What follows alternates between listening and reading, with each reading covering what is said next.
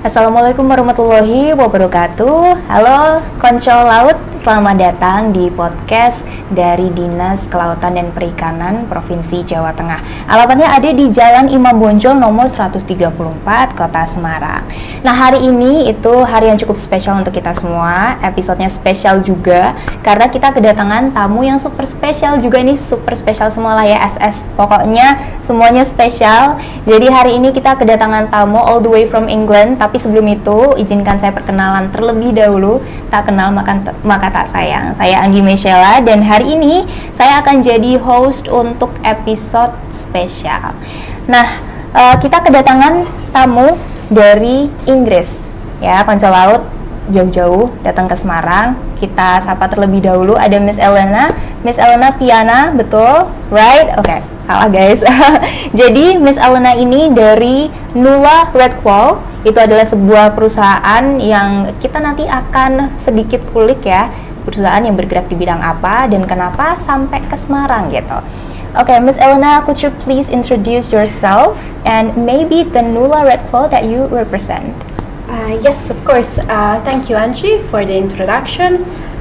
I worked in the aquaculture sector for about 15 years. Yeah, and at some point I realized that there was a really high demand for this type of red claw crayfish, which is also called a freshwater lobster. Mm-hmm. It's a really nice product, but we know that we don't have a lot of product available. So what I thought was that it would have been really good for the market to make this effort in learning how to farm this species sustainably, and that's how the company in England started. The company in England, Nula Red Claw, is really a technology provider and a know-how provider. What we know from the history of aquaculture is that any aquaculture industry really needs a strong genetic line behind it to make it sustainable, and that's what I've been doing for the last 2 years in England. But we've also developed the know-how on how to grow the seeds at the hatchery level, and so that's how it started. And then it continued here in Indonesia where we found the best partnerships. Oke, ini sebenarnya agak panjang ya Pak William. Bisa dibantu nih Pak William untuk inti dari Miss Elena ini sebenarnya Nula Red Claw bergerak di bidang apa? Oke, mungkin bisa saya jelaskan sedikit ya. Jadi Miss Elena sudah bergerak dalam industri budidaya, budidaya perikanan dengan pengalaman lebih dari 15 tahun. Ya, jadi dalam beberapa tahun belakangan ini, Miss Elena mulai melakukan riset tentang red claw atau biasa disebut di sini adalah lobster air tawar, freshwater lobster. Jadi beliau sudah melakukan riset di pengembangannya, yaitu hatchery dan juga pembesarannya di England. Dan memang karena hewan ini sifatnya lebih bagus hidup di negara tropis, makanya beliau ingin mengembangkan di Indonesia karena Indonesia iklimnya iklim tropis ya. Dan kami di sini berpartner dengan Miss Elena untuk mengembangkan budidaya lobster air tawar ini di Indonesia. Oke, jadi sebenarnya ada yang kelewat sih, Konco Laut. Ini tadi dari Pak William adalah CEO, Direktur PT Nula Sukses Mandiri, betul ya Pak ya? Jadi memang sudah kenal sama Miss Elena, udah berpartner juga, sudah kenal cukup lama. Berapa lama sih Pak? Kita sudah berkomunikasi selama 1 tahunan lah. Oke, ya, sudah 1 tahun menjalin hubungan ya Pak ya. Sampai akhirnya akan berpartnership di bidang budidaya Red Claw. Budidaya Red Claw itu sendiri. Oke, Miss Elena, kita balik lagi Miss Elena. Why Red Claw? Why you choose Red Claw crayfish?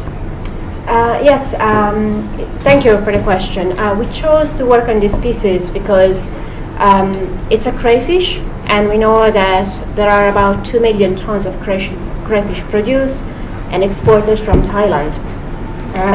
from China.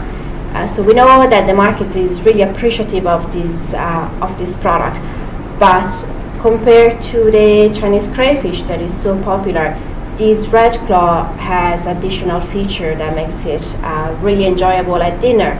For example, has a lot more meat and it's a lot bigger. We also thought that because it can be farm sustainable, it has the potential to be used as an alternative to small lobsters. Therefore, in an environment and a time where lobster stocks are in decline, this could be also a solution to decreasing wild fisheries product. Oke, wonderful. Jadi Miss Elena sendiri adalah CEO and founder dari Nula Red Claw sendiri. Jadi dari namanya sendiri sudah menunjukkan concern dari beliau terkait dengan Red Claw sebagai produk komersil dan untuk dikonsumsi juga begitu ya Pak William. Tadi sudah dikatakan dengan dari Miss Elena, kenapa akhirnya memilih untuk di bisnis Red Claw sendiri. Tapi kalau dari Pak William gimana Pak? Oke, saya melihatnya memang di Indonesia sendiri ini memang belum begitu umum ya. Lobster air tawar ini masih skalanya skala kecil atau skala rumah tangga, tapi saya melihatnya belum ada yang skala secara besar seperti itu. Makanya dari itu juga kita melihat secara spesies rata-rata masih spesiesnya yang ukurannya agak kecil. Nah, tentunya dengan proyek kita ini kita mau mengembangkan yang agak lebih besar sehingga ini bisa kita katakan nantinya ke depannya adalah sebagai substitusi untuk lobster air laut nih, gitu loh, sebagai salah satu opsi lah untuk pengganti dari lobster air laut gitu. Karena menurut saya juga kurang lebih teksturnya mirip ya.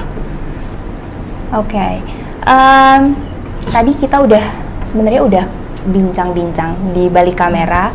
Kita udah ngobrolin soal bagaimana akhirnya dari Pak William, PT Nula Sukses Mandiri dan Nula Red Claw sendiri bekerja sama dengan local government atau pemerintah lokal, sehingga nantinya goal kedepannya mungkin bisa menjadi sentralnya begitu ya Pak William untuk di Indonesia juga, karena sudah yang dikatakan tadi belum umum gitu untuk lobster air tawar sendiri.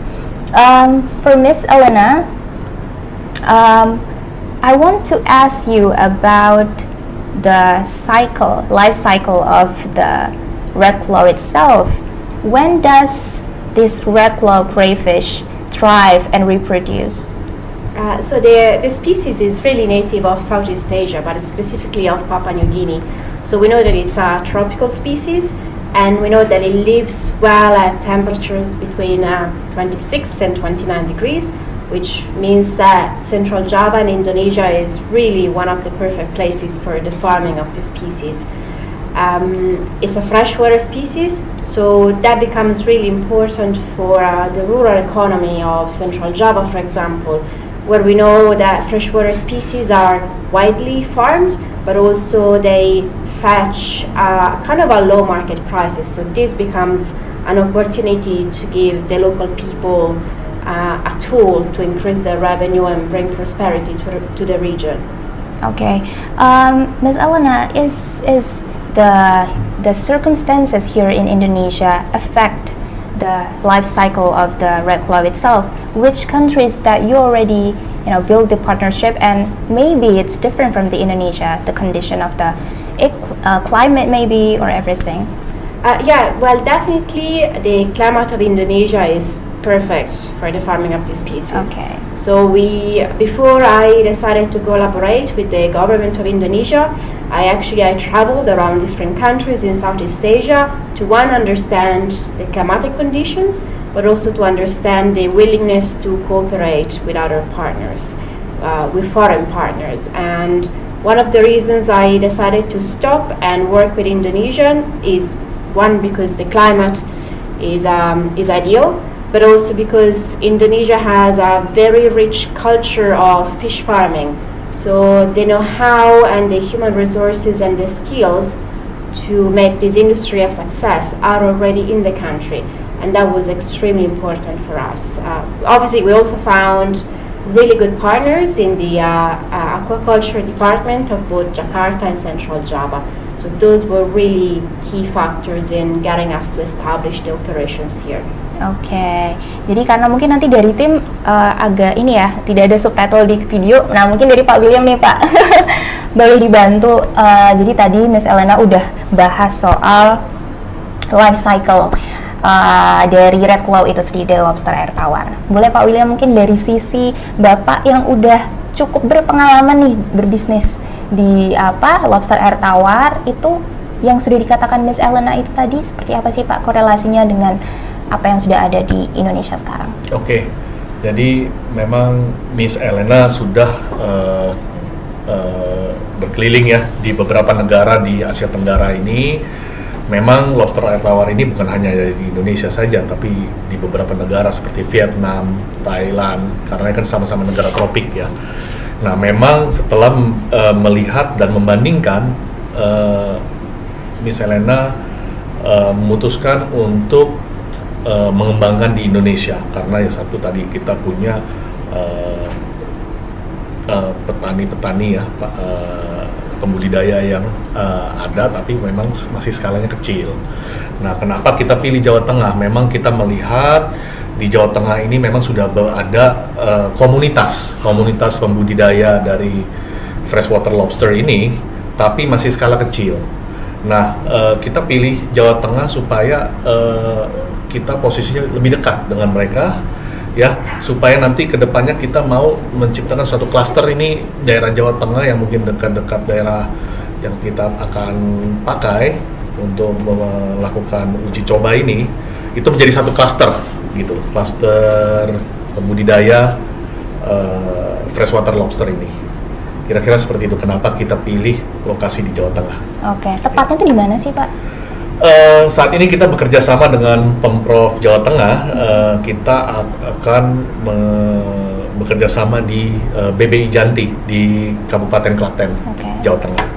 Kenapa akhirnya pilih Janti Pak jadi lokasi itu? Karena kembali lagi tadi yang saya bilang, kita supaya lebih dekat ya dengan para pembudidaya lokal ya, seperti di Kedung Ombo dan daerah selatan Jawa Tengah. Oke. Ini progresnya udah sampai mana sih Pak, kalau udah boleh tahu?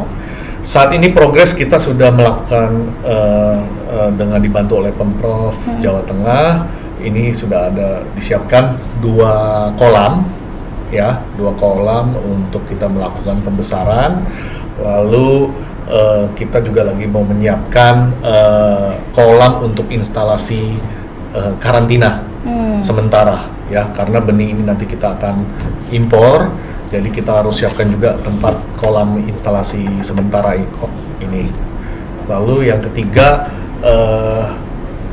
SDM sudah kita siapkan. Nanti kita juga akan membawa expert dari negara tetangga untuk membantu kita supaya transfer teknologi bagaimana cara membudidaya ini yang lebih efisien dan lebih baik. Kira-kira seperti itu. Jadi nantinya pembudidayaan lobster air tawar ini ada di Janti di Jawa Tengah, dibantu sama tim Miss Elena juga. Berarti Miss Elena ini nanti researcher, tim riset yang akan bantu benih, teknologi dan lain sebagainya, begitu ya Pak ya? Jadi ya betul, Miss Elena ini juga salah satu saintis ya. Dia sudah melakukan riset tentang genetika dari freshwater lobster ini. Dia juga sudah membuat semacam hatchery di London. Ya, nanti sementara ini kita akan memakai strain yang dari Asia Tenggara dulu. Kedepannya juga kita akan mencoba strain yang sudah dikembangkan oleh Miss Elena di London. Luar biasa. Berarti ini kolaborasi udah skala internasional. International collaboration. We hope kerjasama ini nantinya kedepannya akan membawa manfaat yang baik ya, Pak William, untuk semuanya. Untuk target waktunya Pak, berapa lama nanti sampai akhirnya udah jadi, sudah bertumbuh besar, bisa diekspor ya? Nanti tujuannya untuk diekspor ya Pak ya? Betul.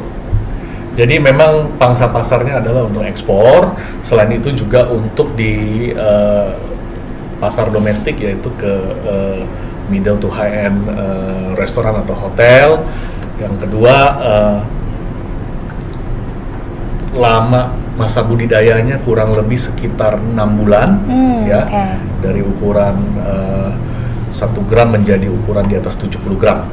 1 gram sampai 70 gram. 70 gram itu berapa ya? Gede ya Pak ya? Mungkin sekitar bagaimana ya? Tapi kalau lobster air tawar itu bisa dagingnya tuh penuh gitu ya Pak? Ya, Maksudnya betul. tetap apa ya, compact gitu untuk dagingnya sendiri. Saya pernah melihat juga yang ukuran sampai 150, 200 gram itu okay. seperti lobster air laut juga tuh. Ukurannya memang cukup besar ya. Ya. Ya, kita berharap nanti dari Janti bisa langsung go internasional lah kemanapun kita bisa ekspor ya Pak ya. Okay, I think the time is up. Thank you so much, Miss Elena. We don't have much time to talk more about anything that we want to talk. Like, I want to talk about how you end up here in Indonesia and what is your first impression being here the first time you step foot in Semarang. I think the hotness is really striking in. Well, I really like when it's this hot. So Oh, for me it was really? okay. Yeah, Oh, absolutely okay. fine. Yeah.